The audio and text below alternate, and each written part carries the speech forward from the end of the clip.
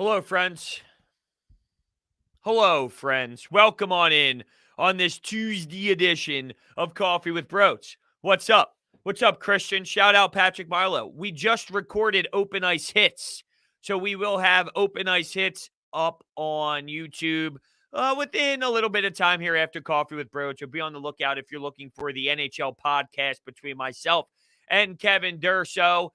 Where do we begin today? The Phillies offense is a complete disaster. It's an absolute joke. It's pathetic, and it's so hard to watch, unfortunately. But they cannot get a hit with runners in scoring position. They just do not know how. It's impossible. You could try anything. You could try everything. You won't be able to get a hit when someone is on base. It sucks. It stings. It kills me inside. Steph Curry kills me inside watching him play the way that he played. By the way, I'm not happy about the coffee selection today. So not a great way to start my day. But today, because I ran out of Wawa Hazelnut, I ran out of some Timmy Hortons. That was a nice pop. That was good. How about that? First one was the best. I'm going with the Cinnamon Bun Dunkin' Donuts. I've had better. I've experienced better. There is better. I'm not loving this one. Now, this is my second cup. I've already had a cup of coffee this morning. But it was the same thing. Cinnamon bun, not really feeling it. Not the best. A little too for my liking. But here we are. Everyone, appreciate your cup of coffee with myself before we enter the abyss of talking Philadelphia sports. Here we go. Cheers to everybody.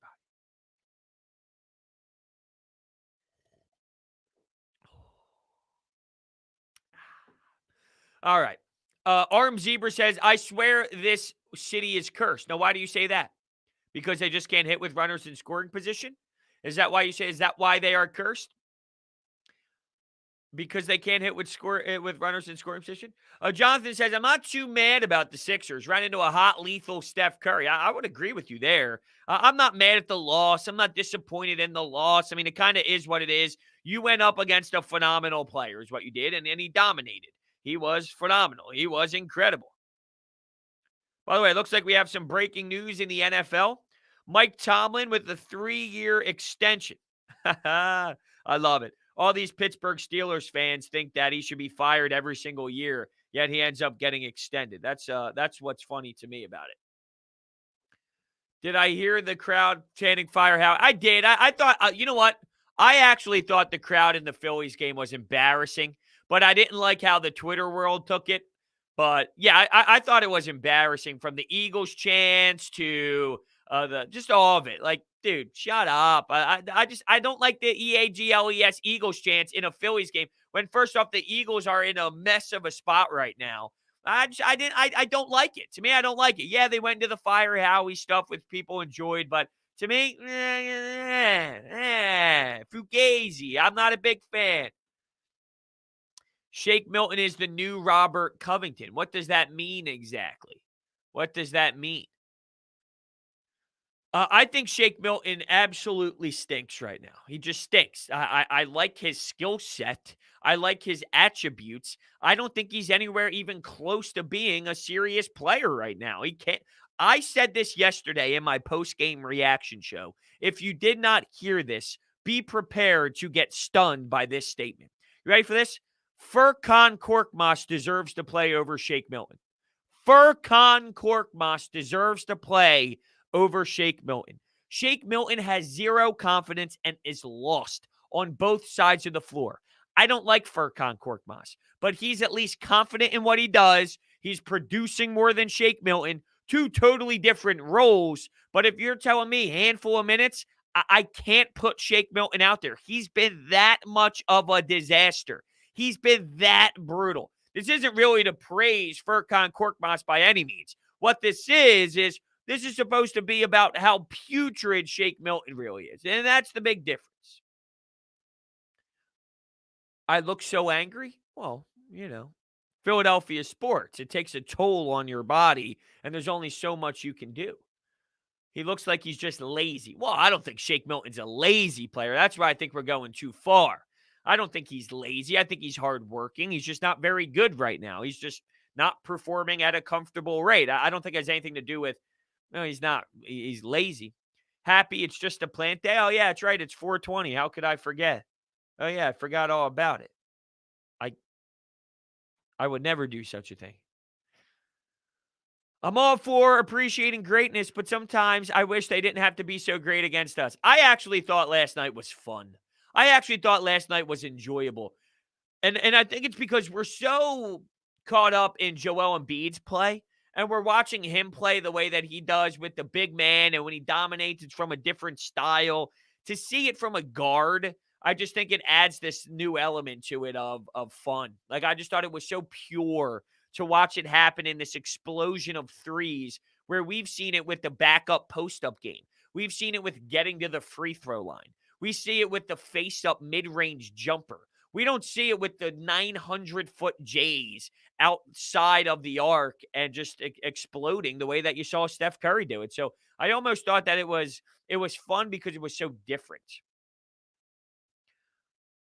Adrian says, what do I think about George Hill? It's so hard to make an assessment on a guy that's coming off of a surgery on his hand, and then he's playing with a team that he's never played with before. So it's like, not only are you in a spot where you're coming back from just not being out on the floor at all, you haven't even been on the floor. Now you're playing with a team you've never played with. So add that extra element to it. It's hard to really make a pure assessment on what George Hill was. I saw all kinds of reaction. Really? This is what Daryl Morey acquired? This was the acquisition? It's this guy. It's George Hill. It's like, come on. What are you saying? Do you understand the context? Do you see? Do you see what's going on? It'll be all right. Jimmy says Duncan's been putting something in your coffee this morning. That's messing with your head. I don't believe the Furcon comment. Shake's been that bad. It's that obvious to me. Shake has been that bad. I'm not a Furcon believer by any means, but at least he feels confident in what he does. He might not be great at it, but he feels confident, and he's more efficient than Shake Milton has been. Shake Milton has been trash, and I can't rely on Shake Milton right now. He's hurting your team more than he's helping. While with Furcon, he's definitely not helping your team an obnoxious amount, but it's about how bad Shake Milton has been. Let's go through, and I've done this multiple times before, but let's go through the Shake Milton game log, right? Because the Shake Milton game log will somewhat put it in perspective how bad he's been. He's 1 of 7 last night for 5 points. 3 of 7 against the Clippers in 20 minutes with 9 points. Not as much of an embarrassment. 5 of 14, 3 of 8, 5 of 11. So he did go through that stretch to start the month of April. 27 points, 14 points, 14 points. 6 point in 20 minutes. It's just not been efficient. 5 of 14. 9 of 17. That was his 28 performance. That one stood out to me. I'm like, hold on, 9 of 17. 1 of 5, 2 of 5, 5 of 15 for 10 points. It's just been all over the map. 3 of 11, 4 of 12, 4 of 12, 3 of 10, 2 of 7, 0 for 2 from 3. He's just not been an efficient player this season. Tyrese Maxey and Thibault were very solid. I thought there were moments. I thought Thibault got waxed defensively a few times, but that's going to happen when you're playing a player like Steph Curry, so that will happen. He did make some nice plays. The windmill dunk was magnificent. You saw him add a little bit offensively, which you're slowly starting to see that growth out of that side of his game, which is huge and crucial for sure. Tyrese Maxey was awesome. I just think with Tyrese Maxey, you're just in a spot where it's just not time yet. He's just not ready yet. There's going to be so much until that's in play where I like Tyrese Maxey. He's not ready yet. You can't expect to throw Tyrese Maxey into legitimate starting minutes or not starting minutes, playoff minutes. I just don't think he's ready yet for that type of moment. And that's fine. That's normal. But yeah, I thought he did. Let's go to his game log here. I hate the way this is set up. What's going on here? Why is it? I thought yesterday he was 6 of 11, for 13 points, 3 steals as well. Ew, amazing. Yeah, I thought Matisse Thybulle, he did get abused a little bit defensively, but that will happen for sure. Left 11 runners on base. That's pretty pathetic. Well, it's definitely not good. Okay, it's definitely not all right. Oh, can we add our Gabe Kapler video to... Sometimes it gets a little weird for me. What was the name of my video for the Gabe Kapler debacle? Oh, did I delete it? I might have deleted it. I put it up on Twitter last night. Let's see if I can download it again from my email.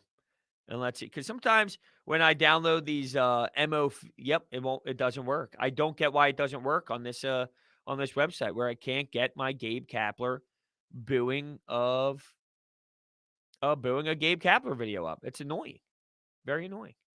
But yeah, I booed the hell out of Gabe Kapler from my living room, and I enjoyed every single damn moment of it. Ethan says the Phillies pitching has been a bright spot for this year. Chase Anderson hasn't been terrible. He could have given us 5. He could have. The problem is Joe Girardi had to yank him because you're so desperate to get Bamboo Brad up because you need runs. You need run support that much where you feel desperate. I have to pull my starting pitcher after 4. And look, to be fair, he wasn't amazing. He was playing with fire, men on third, getting some guys on, allowing a double. I mean, there were plays where he allowed some traffic on the bases. And who's to say that wouldn't have happened again if he got sent out for the 5th? He probably would have. That's who he is. But I said before the game started and leading off with Brodes, if he gives you 5 innings and 2 earned runs, that's sort of what a 5th starter get. Like, hey, 5 innings, get through 5, go to your pen. Nola just gave you a performance where you didn't need to go to your pen, so you're set up fine.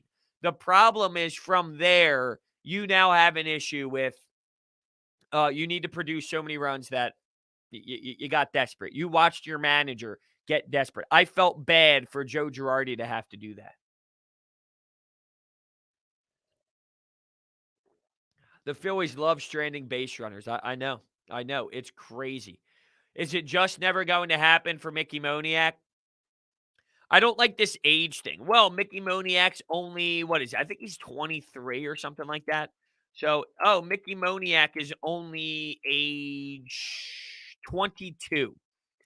I don't care if you're 22, 19, 37, 58, or 75. If you are an MLB player, or if like MLB players, I don't care if you're young and you look over a match at the plate, you can't play outfield. Like you're struggling to make simple, fundamental outfield plays, not just this season, but in years past. When he played and got caught up last year in left field, he did the same exact thing that he did last night, except he didn't finish the playoff. But last night, here he is in the outfield. Here he is. Oh,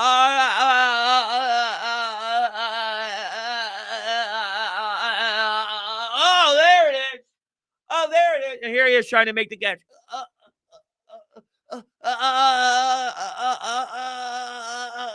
Dude, make the fucking catch. What are you doing? That's ridiculous. If you're 22 or 92, you know how to make a read off the baseball if you're an actual baseball player. All right? My God. It's terrible. What you're getting out of your center field, we had a historic bullpen play last year.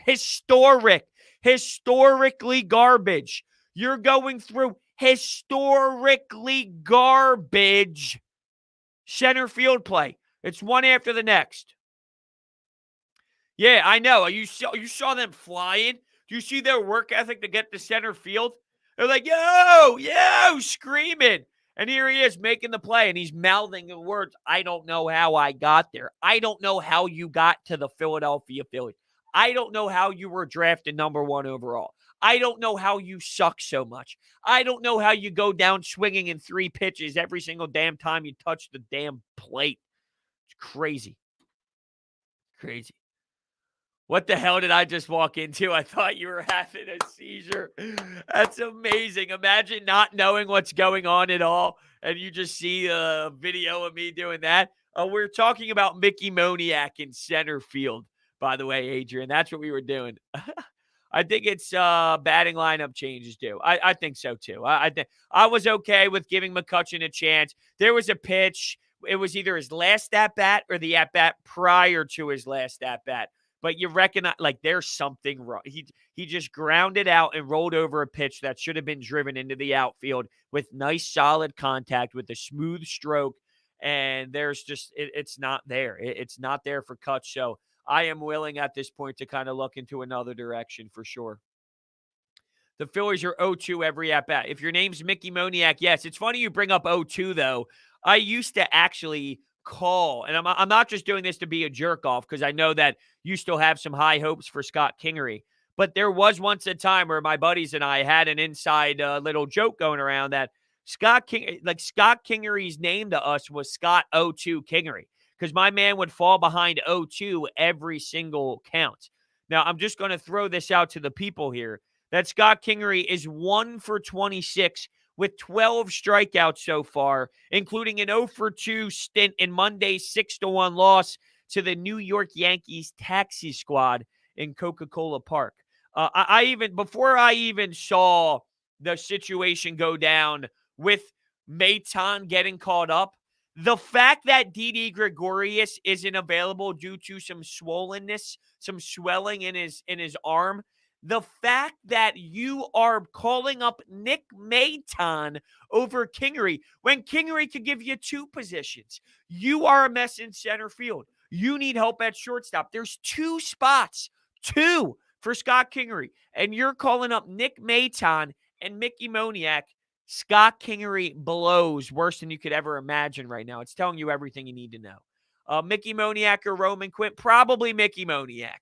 And that's telling you a lot about Roman Quinn. But when you're batting Roman Quinn's numbers, you don't get any more chances. You don't give any more chances. Well, I'm out on Mickey Moniak, and I'm not saying that he's the answer and he's the fix. I'll tell you what, Roman Quinn hitting 043, .043, and he's been a joke for quite some time now. Nope, you don't get it. You don't get another chance. I'm done giving you chances. I'm done. Jimmy says, I really don't know if Hazley and Moniak are just bad at tracking ball or there's something in center field that makes it difficult to see the ball. Nah, the center field with the Cardinals situation, though, that was more a product of the wind. If you remember, the wind took that ball insanely from going deep to middle of center field. There's a lot of nights where I don't see many issues with there's no way that I'm going to sit here and start blaming like Citizens Bank Park for the issue, more so than anything. Like, there's just no way. I've seen plenty of center fielders play in Citizens Bank Park and be just fine and be just okay. So no way am I doing that. Are you kidding me with this, Vincent? Are you kidding me with this? Are you really? Really? You're going to tease me with an Ian Anderson changeup right now at 9:21 in the morning? Now, I'm not going to act as if Ian Anderson is off to a lights-out start here. The Braves are not off to an unbelievable start. So he's been giving you – every start this year has been 5 innings. So Ian Anderson has not been perfect. I think long-term he'll be fine. I think he's got nasty stuff. I just hate saying that because it reminds me of Nick Pivetta, which makes me want to throw up in my mouth more so than seeing Gabe Kapler's stupid face on my television screen. But 5 innings against the Marlins, 3 earned runs, 6 strikeouts, but 5 innings, 3 earned runs. Phillies, 5 1/3, 4 earned runs. Phillies, 5 innings, 1 earned run, 7 Ks. So a better outing on April 4th. My point here, though, is I talk about Chase Anderson, your 5th starter, giving you 5, only allowing 2. That's kind of like a 5th starter mentality. Well, here's Ian Anderson, someone who I have way more praise than giving you 5 innings every night. And he's giving you 5 innings, 3 earned runs, 5 1/3, 4 earned runs. Ian Anderson has not been good this season, but I think he's still a dog, and I love his stuff, and I think he's nasty, and that changeup tickles my nuts. That's for damn sure. How many points does Curry get if Ben played over under 35? Probably over, Lewis. Probably over. I love Ben Simmons and his defense, but Steph Curry is, I hate that it's, whoa, Ben can defend anyone and no one will ever have a good game against him. Wrong. Wrong. There's guys that have good games against him. And oh, by the way, uh, he is nasty, Steph Curry, if you didn't know. There's times where your elite defense is matched by elite offense, over 35. He had 49 against the Sixers. Against the Sixers. He had 47 against the Celtics, 33 against the Cavs, 42 against the Thunder, 53 against the Nuggets. This is all consecutive games, may I add. 38 against the Rockets, 32 against the Wizards, 41 against the Bucks, 37 against the Hawks. Like, this is all consecutive efforts. Let me read this again. Consecutive games. 49, 47, 33, 42, 53, 38, 32, 41, 37 against good teams, by the way. 41 is against the Bucks. 53 is against the Denver Nuggets. 47's against the Celtics. 49 against the Sixers. Like, he does damage, all right? He does damage. Ben Simmons is a hell of a defender. I've seen Ben Simmons get carved up against Colin Sexton, De'Aaron Fox, good players. Not on the level of a dude like Steph Curry. All right, so I'm all for saying that Ben Simmons would impact the game defensively.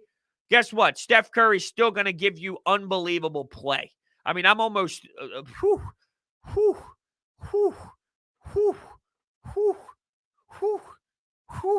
looking at those numbers.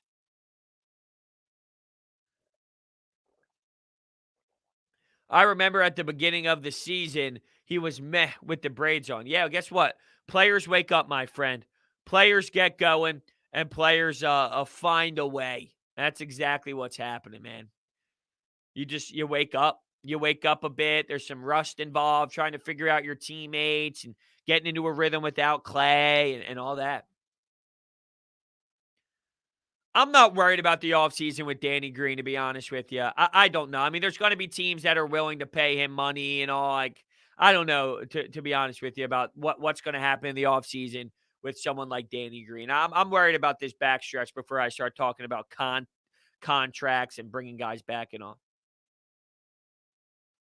I agree 100%. Had a debate with my friend last night who blindly loves Ben Simmons. Yeah, look, I mean, I will bring this up. I had a comment yesterday in my comment section after the Sixers game. I'm going to find it. Although sometimes it gets brought up a little weird on my feed here. So maybe I'll look for it on my phone, because I brought up Ben Simmons and how, I might have took some jabs at Ben Simmons last night after the game, whether that was fair or not. That's the way I elected to do this. And I'm looking for my specific comment, and I want to bring it up because I think it's very important to bring up. Let's see if I can find it. 76ers fans complaining about not having Ben Simmons. No, that wasn't it. This wasn't it. Sure, maybe Ben won't be able to stop him. Where did I reply? Maybe. I'll give you the moral of the story. Essentially, it was, look how important Ben Simmons is, and this and that, and even Ben Simmons haters are gonna hate. I feel bad not finding it, but it was along the lines of, you're hating Ben Simmons. Ben Simmons haters are always gonna hate. And I responded with, I love Ben Simmons. I do. I actually thoroughly love Ben Simmons. That's why I hold him to a high standard. That's why I demand a lot out of him. That's why I put him on this pedestal where I am harsh, and I do demand a lot, because I know what he's capable of doing, and he's not fulfilling those. Like, he is, out of what his skill set can be, a 10. He has the ability to give you 10 maximum capacity, and he gives you 7. So when I know that 10 is available and 10 is capable, I describe it this way all the time. I don't demand 10 out of Furkan. I don't demand 10 out of Tyrese. I don't demand 10 out of certain players. I demand 10 out of Ben Simmons. I demand 10 out of Joel Embiid. I demand 10 out of, not even 10 with Tobias, but 9.2 out of Tobias Harris, because I know they can be. So when Ben doesn't give you that, I'm not going to simply allow for that to happen. If you allow for that to happen, shame on you. You're entitled to that. I don't. I don't. And this is why, though. Sixers 205. Captain Obvious, but this team is clearly on another level when Ben is aggressive. It's really this. It's not so much about Ben getting fouled, Ben going to the free throw line, Ben scoring more points, getting to the free throw line. It's more about, like, think about this. When you get into a bonus, think about getting to the charity stripe, right? And when Ben Simmons attacks and puts the other team in foul trouble, on top of Joel Embiid putting the other team in foul trouble, what does that mean for a guy like Furkan, Shake Milton, bench pieces, Seth Curry, Danny Green, when there's simple touch fouls that happen by the perimeter? When you do a pump fake and you drive and you stop and you hit a defender with the hezzy and you pull up and you get fouled, now you're making the game easier for your teammates as well. It's not just about Ben Simmons scoring. It's about a bunch of others as well. That matters. That does matter. That's huge. Huge.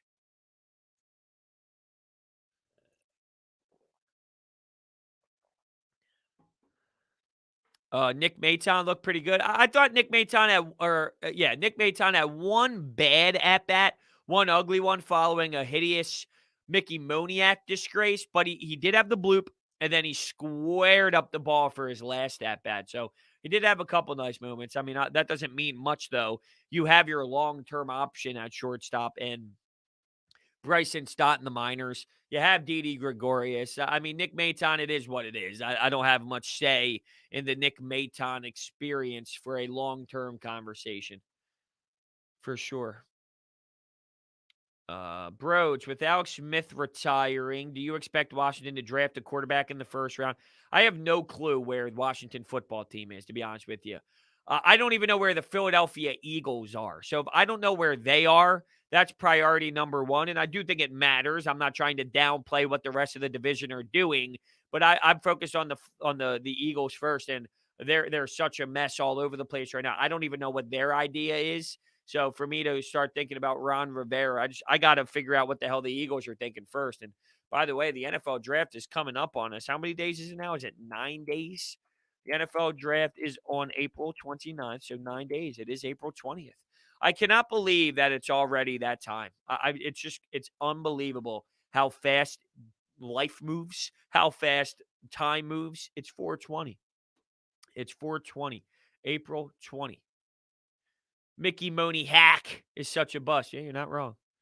Oh, yeah, that's right. Redskins did get Fitzmagic. NFC East is screwed. He does win games. He does win games. He's specifically good against Jim Schwartz, though. Now that you have Jonathan Gannon, it's a totally different element. It's a totally different defense, totally different scheme, totally different philosophy. So how does that change the Ryan Fitzmagic love? Long term, the Joe Show, though, talking about the Washington football team getting a quarterback. Yeah, I mean, that changes things for sure, but, I got to worry about the Eagles first, and I don't even know where this is going, Is the draft virtual again? That's a great question. That's a great question. I would imagine so. If you know how the teams right now are talking about doing virtual stuff at the moment? Um, I don't know. I really don't know. It's a good question. I'm gonna Google it. Is the NFL draft in 2021 virtual? With COVID-19, this is March 25th, so it's almost a month ago, though. The NFL is making changes to the draft format. After the 2020 NFL draft made history, first ever virtual draft, the league is allowing clubs to return to their war rooms in April. Now, no, it isn't virtual. Okay, good. All right, good. I honestly didn't even know. It's crazy, like a lot of people ask me about the draft right now, and don't get me wrong, I'm always Eagles. Everyone's always Eagles in this city. But because of the way I do things, Flyers, Sixers, Phillies, and the Flyers have taken a back seat and they're no longer in play for me. I've done the full commit that I'm out. There is this like I'm just so in on Phillies and Sixers right now, where the NFL draft in its entirety is somewhat like that second tier for me. Not so much Eagles related. I'm in specific Eagles, but league-wide NFL, what this team's thinking, what the Miami Dolphins are going to do, what the Cincinnati Bengals, are they going to go get their wide receiver? They're going to draft Sewell. What are they going to do for Joe Burrow? Like, I get it. I'm up with it, but, and I'm also not the hand size guy. I admire the hand size guy. Look at the arm length. Oh, look at the length of the size of their hands. Look, it matters, and I think once you draft a player, you can get into that. But leading into the draft, that's just not me. There's experts in that area. I have too much going on in other sports to be the hand size guy. That's how I kind of describe those draft experts. The hand size guy. It ain't me. I'll bring on draft experts. I'll ask draft experts questions. I'm not the draft expert guy. That's kind of how I do it. But that's I got so much going on. I'm worried about the Phillies offense. I'm not worried about what the Dallas Cowboys are going to do in the draft. That's just where I'm at. That's me personally, though. But yeah, I'm excited for the draft. We're 9 days away. We're inching ourselves closer, so the talk will intensify as we get closer. But 2 weeks out, 3 weeks out, I'm not an NFL Live guy where I need it on my TV 24/7. I'd rather watch MLB Network. I'm a big D-Row guy, Mark DeRosa. I need MLB Network. MLB Network has the best in the business from all of the networks. I like NHL Network. I think they do a good job. I like. I don't even know if I like NBA Network, to be honest with you. I like NFL Network, but MLB Network does the best job. MLB Central is the best program of them all. I like NHL Central. I think it's fine. It's fun. It's a radio show, although I don't even know if they simulcast it the same way as they used to. I haven't seen it in quite some time. MLB Central. I mean, it's just the best, the best few hours that you can have to put your feet up, just talking about it all, man. MLB Central is the best. It's just the best. It's just the best. And D-Row is A+. A+. I was talking to one of my buddies about it, and he thinks that D-Row's too much of a shtick. No. D-Row's amazing. Ethan likes quick pitch. I don't mind quick pitch. That's just highlights, though. And once you see it once, you've pretty much seen it all. So, I get it. I'm not anti-quick pitch, but I need MLB Central, man. I need MLB Central. Since he's interested in Jamar, we could trade them Andre Dillard. Andre Dillard is going to be one of the most fascinating storylines this season. There's so many. Realistically, you can go through the head coaching change, Jeffrey Lurie, Howie Roseman, Jonathan Gannon. There's so many unbelievable storylines this season. So let's not get too far ahead of ourselves.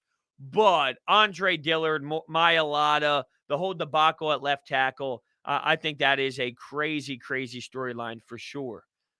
For sure. Is he going to win the job? The thing is, what's the right side of the line going to look like? I think it's going to be an open battle. I think it's an open battle to start the season, and whoever wins it, wins it. And I do think it's Mailata's job to lose at this point. He's going to have to get outworked and outbattled. If it's a tie, it should go to Mailata. Although, knowing the drama, knowing the heat, knowing that Howie Roseman and Jeffrey Lurie are feeling it from the fans, maybe knowing that he's a first-round pick, they elect to go in a direction where they try and give him the benefit of the doubt so it, quote, doesn't look as bad from an organization standpoint, from a drafting perspective of, hey, we drafted our guy in the first round. But the alternative is you got your starting left tackle in the 7th. That's the problem. You got your starting left tackle in the 7th round, which is an amazing story. You also took a left tackle in the first round that ended up becoming a bust. So which one is it? Which one is it? It's a little bit of you get some and you take some away. That's the problem. Well, that's what I'm saying, TK. It might be that way, but I'm also interested to find out. Like, I don't think he's a flat out joke. Like, I don't think that he stinks. Mailata had some issues. He had some hiccups. Mailata wasn't perfect. So there were times that he got beat. There's going to be times when he gets beat. Every left tackle gets beat. Same with Andre Dillard, or same with Andre Dillard. The same thing will happen. So I also want to somewhat give him a chance to find out. Like, I want to find out. I want to see. I do want to see him play so we can find out if he's actually going to be that guy or not. That's also the problem. I want to see if he can be it. Jimmy says, believe me, I want Mailata for the future, but Dillard wasn't bad his rookie season.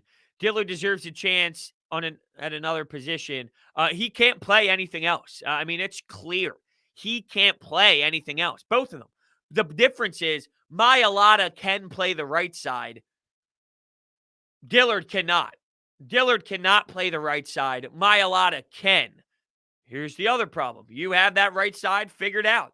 Now, here's where it can come out and help you. If you have an injury problem with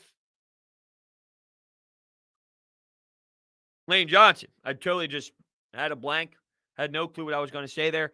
If Lane Johnson has this lingering problem, and I know that he was getting stuff scraped out of the ankle, and he claims it won't be as bad, and he's working on it, this and that. If who knows? I mean, he's getting up there in age. Him and Brandon Brooks are both getting up there in age. Maybe you move Mailata over to the right side, and then you can have Andre Dillard playing left, and then you have both guys out there. Maybe that's what it is. Would I trade 37 and 70 for 22? I don't think that gets you up there. You think you can trade 37 and 70 and get up to 22? No way. It's going to take you way more to make a trade like that to get into the first round. There's no way in hell that gets you up there. No way in hell. That's why I don't get the need to draft a no lineman this year. I don't think. See, where I'm at, if Sewell's available, because that's the hot topic, right? If Sewell is there, do you make that move? And I think long term it might set you up the best. I like Mailata, and I'm not out on Dillard. Are they home runs though? No. Is Sewell a home run? I think so. So I think long term it would be a pick that can get you something. In the short term, it's not. Here's the thing. They're not thinking short term anymore. Is there any short term thought? Maybe there is, because Rob Maaddi's saying that, and he reported this, that Howie Roseman's seat is hotter than maybe ever anticipated. There was always this thought that his job is safe, it's secure, and maybe you're at the point where it's just not anymore. So you need to balance, if you're Howie Roseman, I got to keep my job, I got to stay competitive, and I got to build for the future the same way with your 20 draft picks in the next 2 seasons. You know, like when you look at the history of the way the Eagles have drafted, it's been in the trenches. It's been D tackle. It's been defensive end. It's been offensive line. I'm not anti. They've had success doing it. They've drafted Fletcher Cox. They've drafted these guys. But I think you need an impact player defensively outside of Darius Slay. I think you can utilize a wide receiver. I think the D-line, the D-tackle, the O-line, that's giving you your long-term success, your franchise guys that you look at. Because here's what you see. Lane Johnson, Fletcher Cox, Brandon Graham, these type of players you drafted with your draft picks for the long term, and they're still there. I think it was Reuben Frank. Let me go to NBC Sports Philadelphia.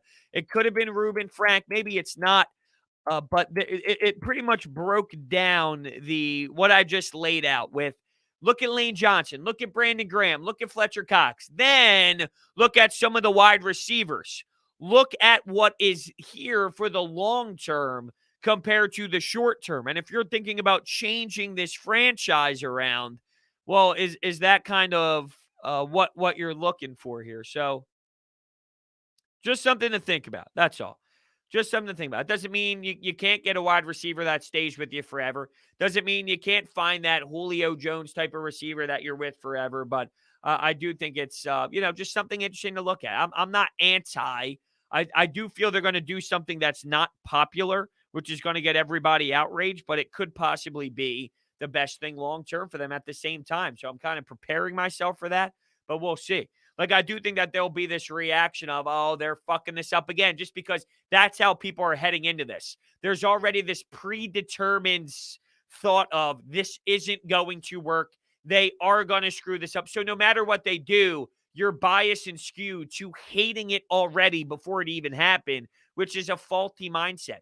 I might not love it the first second. I might love it more the second week afterwards. I might not like it when the season begins. I don't know how I'm going to feel, but I know I'm not going to have a predetermined set on it just because of it's a person that I might not feel is as high as he was before. Well, and this is what I'm saying. Like, to me, this is how he can draft anyone, and this is where I hate that. I think that's so irrational. That's so maybe immature. Like, that's an immature thing to do. Is he could draft anyone, and I'm gonna hate it. Well, that's a flaw in your mindset, and I'm sorry that you think that way. I'm sorry that you feel that way. It might work out where, like, you're right. It could go that way. Maybe it does, where it's a disaster, and it is. But I'm not going to allow myself to predetermine that just because. And that's the unfortunate part here, where everyone's going to despise it and hate it automatically when that's not how it should happen. But it will happen that way, and that's called immaturity. That's just it. That's the way that I see it personally. But I'm not going to allow myself to have that happen. That's all. We got $20 coming in from Keith Richmond. Good morning, Brodes. The Brodes Tattoo Fun Time. Just logged on. Are you concerned about the Phillies offense for the season? It kind of feels like last season. First off, thank you so much for the $20 donation, Keith. I really appreciate it. The Brodes Tattoo Fund is in full effect. I'm going to cheers to you with a nice sip of coffee. Thank you so much for the $20.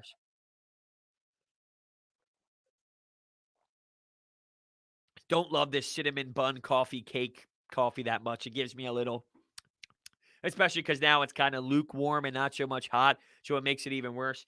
Am I worried about the Phillies offense? I don't think I am as much as other people are. I don't like what I see. There is some concern there. Do I think that they're going to be this egregious over 162? No, I don't. I think there's too much talent on this roster. And I was listening to Michael Kay, who is he's the play-by-play announcer for the Yankees on Yes Network. He hosts his own radio show, The Michael Kay Show. I love listening to him talk baseball. And the Yankees are a mess right now. Nobody's denying that. They are a disaster, and they're not hitting the baseball. And that is a problem. But I heard him rant about where this team is, and he's like, there's no way that this team is this bad. There's too much talent on this roster to be this egregious.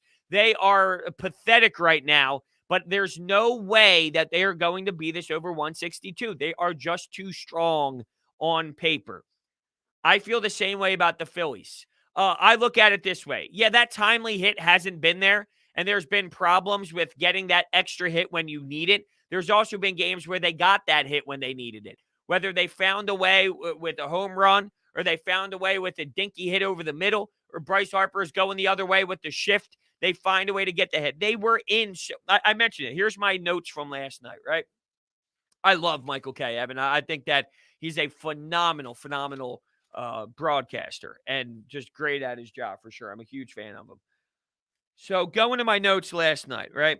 Let's see here. I got so many damn notes and so many pages in this notebook. Bottom third, 2 outs. JT Realmuto with a phenomenal at-bat, but he got caught looking with a splitter down the middle of the pipe after battling it off big time. But there were 2 outs with Reese and Bryce on first and third. Had a chance in the third. Bottom 4, 0 outs. Bohm walked. Segura got a double. Moniak with a disgusting 3-pitch strikeout. Milton with a horrendous at-bat. And Bamboo Brad wasn't able to deliver. But you had bottom 4, 0 outs. If you're not at the bottom of your lineup, if your bottom of the lineup isn't Moniak, which it might not be all season long, it might change as the deadline happens. And maybe they make a move there. And maybe Odubel comes up, even though I'm not buying it because it would have happened already. They had a chance in bottom 4. In bottom 5, McCutchen walks. Bryce gets his dinky hit. JT should have been doubled up, but he had a chance with Alec Boehm with first and third, 2 outs because of an error throw. You had a chance in the bottom 5. Bottom 6, Milton singles. Joyce walks. Andrew McCutchen's up 3-0 on the count. Ends up getting a brutal pitch high and inside that was called a ball. Makes it a 3-1 count. Ends up getting out. My point is, bottom 3, bottom 4, bottom 5, bottom 6, and even bottom 8 with Alec Boehm on. Segura got robbed because of a great play by Crawford. Think about all these chances. I'm sick to my stomach that running and scoring position, you weren't able to get that next hit. But the fact that for 4 straight innings, you were there, and in the bottom of the eighth, there was some sort of extra bounce to your step. I think of it as there's something to that, and you're not going to be held hitless forever if you're constantly getting on base that way. So eventually, you will work yourself out of that, and you'll get those hits with runners in scoring position. That's how I personally see it. But it's time for change. I do think that there's time for change. Thank you so much, Keith, for the $20 donation, though. I appreciate that. RMZ, but this is going back to the Howie Roseman comment. Is it fair to maybe be a little skeptical? Yes, I think there's a difference between being skeptical and just saying, I'm going to hate it no matter who he picks. Skeptical is saying, I have some concerns based off of what has happened in the past and what we've seen out of late.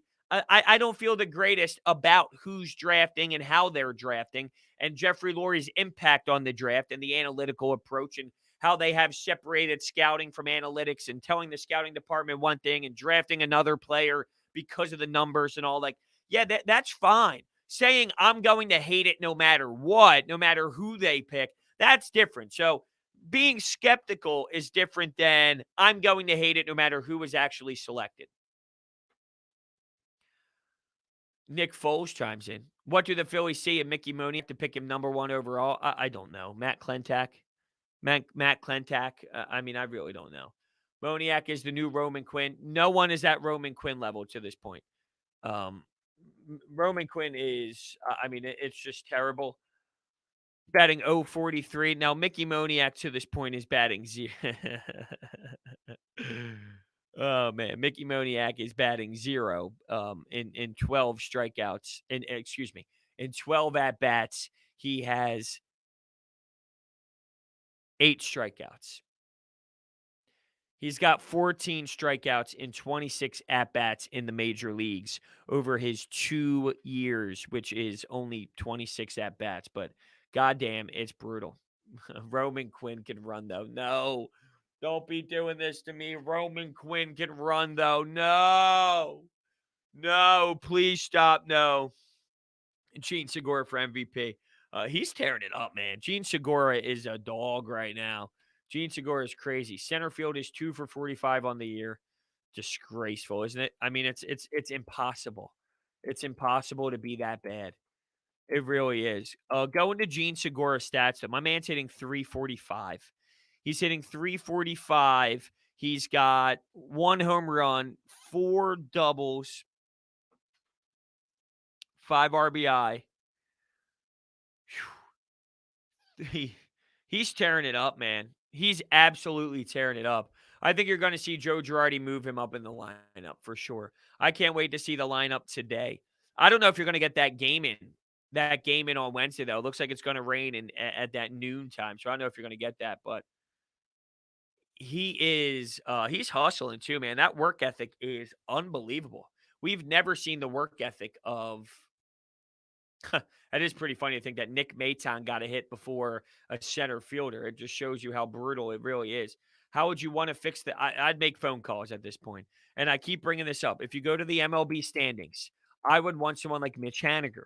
Well, if you go to who I believe they ended up beating I think the Dodgers lost the game last night to the Mariners. They did 4-3. I watched that 9th inning. I was just making sure I wasn't sleep deprived and was thinking of a different team. But the Mariners are 11-6 leading the AL West. Why would Mitch Haniger be traded? Well, he's not going to be. Teams don't know who they are. Teams aren't in desperation mode yet.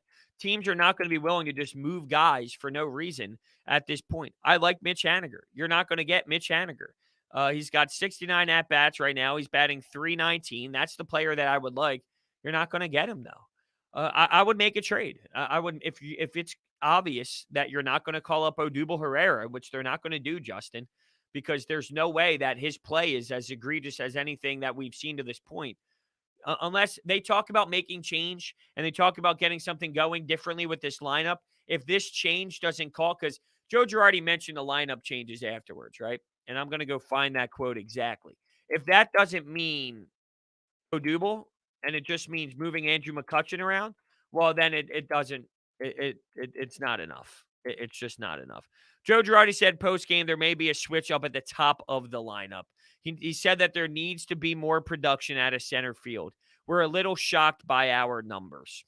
Are you, Joe? I mean, you really didn't see. I mean, we all knew it was coming. We all knew it was going to be bad. We all knew it was going to suck. So how didn't you see it coming? Maybe this is like if you don't see the Odubel call up now, then you're never going to see it. So to me, the change would be picking up the phone and making a call. I mean, that's the only thing. That's the only thing. Evan says, I'm just ready for the NBA playoffs. Yeah, I'm with you there. Losing to Gabe makes me want to cry. Yep, I feel you there as well. Losing to Gabe Kapler is always just a devastating, disappointing thing to see. Seeing his face. I wanted to play my video that I put. If you haven't seen it, go to my Twitter at Brodes81. I tweeted out last night a video of me screaming at Gabe Kapler and just booing him, booing him. Can't stand him. Such a hate the face, man. I thought the booing of Gabe Kapler was horrendous. Like, I needed more. I needed more passion in the boo. I needed more outrage. I thought it was somewhat a little weak, in my opinion. Like, I needed it to be brutal. I needed it to be stronger than what I saw. As I'm getting TikTok sent to me. I'm getting TikTok sent to me from the fiance. As if she doesn't know I'm working right now, the audacity. And two, she's sending me this. Oh my God. Someone with virtual reality glasses on running into a television. I always tell her all the time, like her TikTok feeds, if my TikTok feeds were her TikTok feeds, I wouldn't be watching TikTok. You got dogs, you got babies, you got like husbands playing pranks on their wives. Like, no, I want funny stuff. I want humor. I want people saying like ridiculous, stupid things. Like, come on. Come on. Am I going to stream today? I stream, what do you mean? I'm streaming right now? Unless you mean MLB The Show. Are you talking about MLB The Show? We will have leading off with Brodes at, let's look at our schedule today. That's a good point, Joseph. All right, on the schedule, let's see. Let's cross out what we've done already. I recorded Open Ice Hits, which will be available after we do, after this is over. I'm going to put that up and export it and all. We have leading off with Brodes at 6 o'clock. We have, I was thinking about maybe live streaming MLB The Show at somewhere around 1 or 2 o'clock. Maybe. What you need to do is go to my Twitter at Brodes81 and follow me. And if you follow me, you will see when I am live, or go to twitch.tv/sports talk with Brodes. Follow me there. So then when I go live, it notifies you. But yeah, anywhere from 12 to 2. I'm not saying that's the time I'm going to stream. I'm saying that's the time I'm going to start my stream. Somewhere in between 12 and 2, I do think I might hop on MLB The Show a little bit. So just to, just to put it on the radar, it is possible. I'm not saying it's 100%. I'm not saying it's 100%. I'm saying it is a possibility. There is a difference. Do I do watch along? Sometimes. Not always though. It's very it's predetermined on what days, and I will be implementing that more throughout. Just not right now at this very moment. I just so much going on that I need a little bit of breathing room, and during the game is when I kind of have that breathing room. But even though I don't really, because I'm just mentally processing. All right, what are we going to talk about tonight? But yeah, I mean, there's times when I do it, and I'm sure I will be implementing that more for sure.